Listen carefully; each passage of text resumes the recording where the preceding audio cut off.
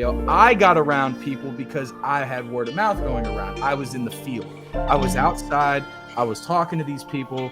You know what I'm saying? I became friends with them, obviously. And I'm talking about my label, that is, not Walmart. And it came to be such a good relationship with them that, you know, they wanted to sign me and they helped push me and push my demos. So I think if you're unsigned and you're trying to get your music into sync, and I'll be straight up, sync right now, commercial music, you want to make some long-term money and stay on the, please get into commercial right now. Commercials are paying bank. Corporations are paying bank. You'll get if you're a singer, you'll get paid performance royalties for the rest of your damn life for that.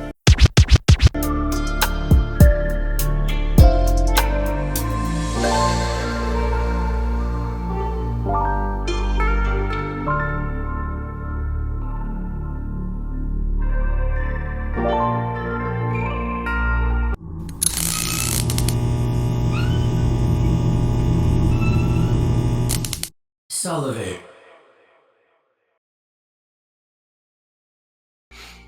So first thing I got to tell you, and just break the ice for everybody that's going to see this, I'm going to let you guys know now, depending upon every company, every big major corporational label uses bots. I don't care what anybody wants to tell you. Yes, sir. They use bots. Yes, sir. Half of the equation. Half of the marketing that you're going to get from a marketing firm or a marketing team. And I've been around people that work in marketing firms, so I've spoken to them about this. I've learned about it. Half of these people, half of the equation is simulated marketing. That is a form of marketing at the end of the day. It's not organic trafficking, you know what I'm saying, by realistic people or by people that are tuning into your music, but based on the concept of a number, statistically, can lead people to check into you more and take you more seriously as an artist. So that is a form of marketing. I don't want people to think like, you know, obviously bots in general for marketing have had a really bad look. I think that's something that, you know, on a marketing standpoint, I understand it. It's not really a positive thing, but unless you're a superstar where that shit doesn't really get looked at, and nobody cares, and you're just that guy as an artist, and people want to look at you for the music you have and the person that you are, it's not really that person's fault. It's the company's fault if they want to take you there. So I want people to just get this idea in that head that, like, if you sign, you're going to deal with that. And if you're independent, you get to choose if you don't want to deal with that or not, which is the cool thing. I think being independent is extremely valuable because, you know, retaining your masters and your publishing and, you know, having the chance and freedom to work with any producer, engineer, you know, anybody that you get the chance to get around, you have full control over that. It's not in writing, you know, whereas like labels, typically when you sign a contract on a pub deal, or if you're involved with like a record deal, they put you in the room with people that they think are good for you. Now, you can vouch and say, I want to work with this guy, and they'll be like, we'll do what we can. Maybe they get you in with that person, or maybe they don't. You know, their network is only as big as the company has. So I think it's important that people realize, like, both sides of the spectrum like this. If you stay independent, if you invest a lot of money, you can make a lot of money. Like point blank period. If you're smart and you're calculated and you know what you're doing a little bit, you got some connections, you're a go-getter, there's a good chance you can make it. There's a very good chance you can get around some important people and get your music to the masses. Now, on the other spectrum, if you're an artist that, you know, wants to just play the artist role and has great connections, maybe goes out to gigs, talks to people, networks and collabs, but doesn't have all of the the marketing resources that, you know, everybody talks about that we all need for our careers, labels might be a good option for you because, again, they're stacked with that shit. They have full teams that run that in offices. They have people constantly trying to think of new trends, ideas, you know what I'm saying, skits, things that, you know, artists and bands can do to better their career and get them to push in front of the masses. Like, so I'm saying 8 billion people, dude. Music is one of the hardest industries on the planet. Like, it's a very hard industry, but if you are destined and you're committed, you can do it either way. You dropping some jewels right now. Thanks, man. And I just want to, I want to send out a warning shot, man, that being independent, it's a much longer route. But to me personally, I think it's much more rewarding, right? Yeah, I agree. But another warning shot, man, if you do want to be independent, man, you have to, because you said about, just being an artist. If you do want to be independent, you have to be ready to wear many hats, man. Like, thank you. Yes. You got to be ready, man. You got to be ready to learn how to edit. You got to put the Adidas hat on. You got to put the New York hat on. You got to put the fucking cowboy hat on. all types of hats, bro. All the hats. Because you got to be ready, man. You got to be ready to learn how to mix and master and post and ideas and edit and all, like, you know what I'm saying? You got to be ready for that, man. And that's if you're taking up on the serious route. Exactly. Like, if you're just one to make music just to make it, you don't have to do all those things that we say.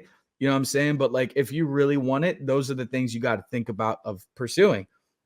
Do you believe in that concept, and especially in our day and age, that if it's dope, it will blow regardless?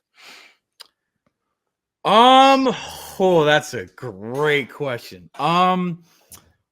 I think if it's if it's put in front of the right people and the right crowds at the right times, absolutely. I'm talking about just posting. Just post it. And if it's that dope, because I've heard a lot of industry people say that, man, if it's dope, it's gonna blow. But I'm thinking to myself, in our day and age, what are the mathematics of that, man? Do you think it's possible yourself?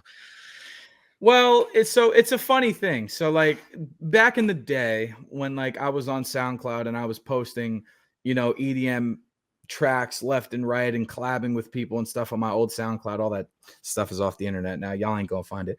But when we were doing that, I was posting enough to where I could catch algorithms and get my music in front of people through the internet's algorithms. So now that's a thing of utilization for tools. If you treat the internet like a tool and you treat your pages like a tool rather than, a show to show off, you might see some success with your music. You know what I'm saying? Just being honest, day and age right now, it is very, very rare that a song just being dope just goes like that. It's like hitting a lotto, right? It's literally the internet is like a form of like content lottery, like musical lottery, basically. And you got to push so much to the point where it's like, if you get one song that's dope enough and it hits the masses at the right time, you know what I'm saying? You might be able to get into that. The chances of that are very slim. And that's with no work being put in, if you're not sharing it, if you're not making reels for it. So that's what I'm saying. It's like the chances of that are slim. You will get a better shot making content and engaging with people firsthand to catch their attention, because people scroll all day. They're on Instagram looking at, OnlyFans models. They're looking at another Andrew Tate video. They're looking at a car. It's like, their brain is like forward cycling. So if you can catch their attention, you'll be in front of them. But if you're just posting your music just with like, a picture and like audio, you know what I'm saying? Like nothing that's really special, something that's not really crazy, then like if you apply that same method, maybe you'll get far with it. I don't know. But me, I'd rather cut the line and get in front of people. Me personally. Man, look, man, just so y'all know, it could. Yeah, just so y'all know that we're not talking shit, man. Like, this is our life, man. This is what we do. You know what I'm saying? So we know about algorithms, and this is why we dropping these jewels. We sharing this with y'all. You know algorithms. I suck with algorithms. I'm still learning from you. Y'all are our family. You know what I'm saying? So that's why we sharing this with you. And me and Spence have both. Spence was actually signed before. Again, if you want to go see the full interview, go see it. It's a beautiful interview. It was on Prove to Me that You're Alive. Yeah. And me, I've had offers since the age of 16, you know what I'm saying, to be signed to a major label. I turned it down many times because I was always idealist. so we're not, we're not just talking shit. Like we've been through this, we lived this is our full-time job, and this is why we're still going through the learning process ourselves. So like we're learning together, man. Absolutely. I don't know if you can talk about this, but this is on the topic. Lately, you have had some financial and musical success with. Can I talk about this with? Absolutely. Okay, with the whole Walmart thing. Can you share with our fam out there how does one find himself in that position? Like, how did it come about? Like, how important is it to you, or maybe not that important? Like, what's that like, man?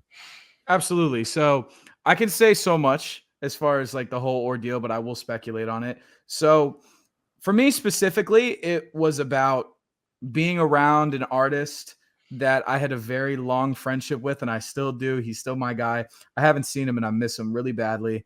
But he blessed me respectfully. He blessed me and put me into a seat with people that I probably don't deserve to sit around. Nah, don't say that, bro. This is SouLivate. They gotta deserve to sit around with you, man. Trust me, man. Well, I appreciate that heavy, man. I'm a humble guy and I'm still very thankful for, how it all went down. But basically, long story short, I got around some important people through word of mouth, through he's dope, through check him out. You know what I mean? And the ball kind of just rolled down to where I ended up getting into an office building and I got signed, which was a beautiful thing. And I'll be honest, when I started out on my pub deal that I had and I signed, I mean, I'm still on it right now, but it's currently in like kind of a limbo, I'm figuring it out phase. But when I first went into that, whole ordeal for the first year of signing, I mean, I had no help. I didn't know what the fuck publishing was or like what that even resigned around and what I had to do or like any of that. I was just like, honestly, I wasted time and I messed up my money and I did a lot of stupid shit. But it was good because once I got through that, it opened my brain up. It allowed me to understand what things are actually about. And now, like, good things and good opportunities that are relatively industry based are coming to fruition, and I'm not out of the picture for it, which is good. As far as Walmart goes, I can't speak too much on when it's coming around because it's still kind of in the jungle.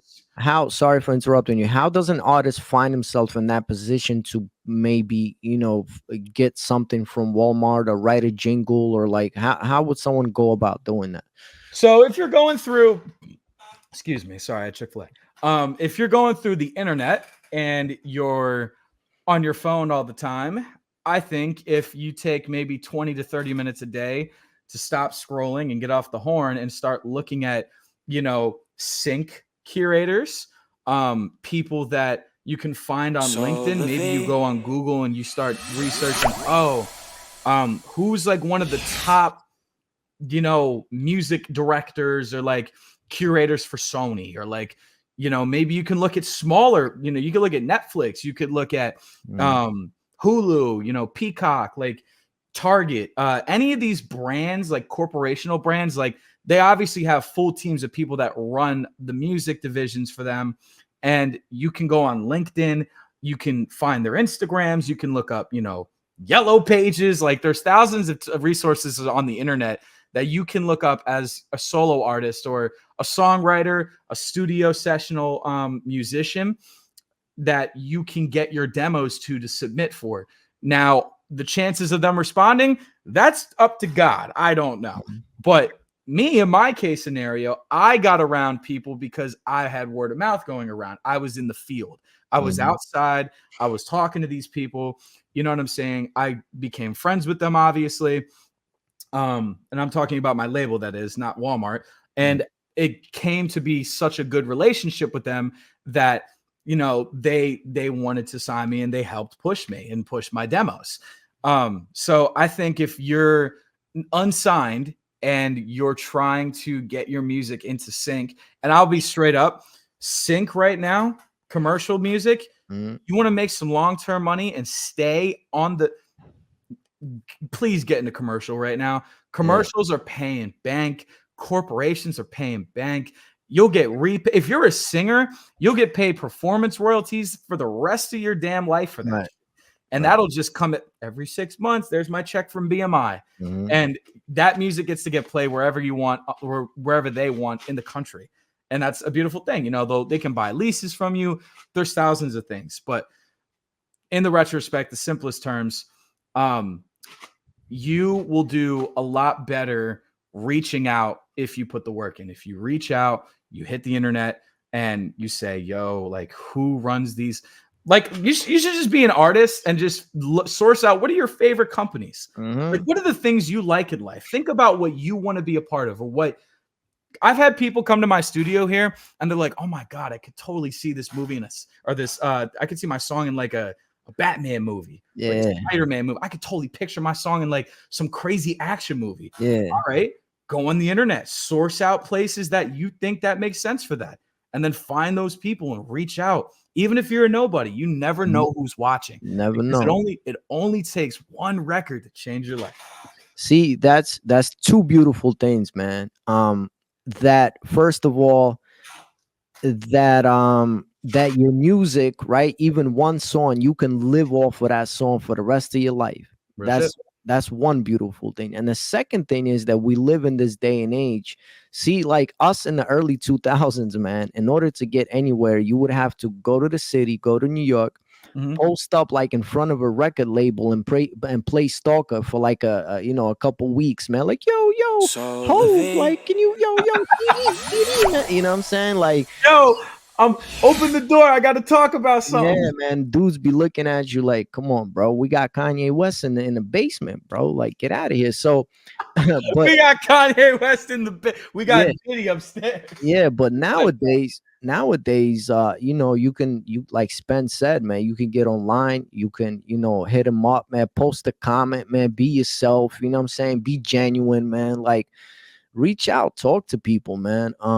The more you go with that go-getter mindset for anything you do as a musician, the more positive results you're going to see out of it, even if it's X amount of months later. You'll be very surprised. In order to wrap this up, and thank you for all the jewels that you dropped, man. And again, this is for y'all, man. And in order, you can add after I drop this, but I think what I've learned from all the years that I've been doing music for a long time. I'm old. I'm not gonna say how old.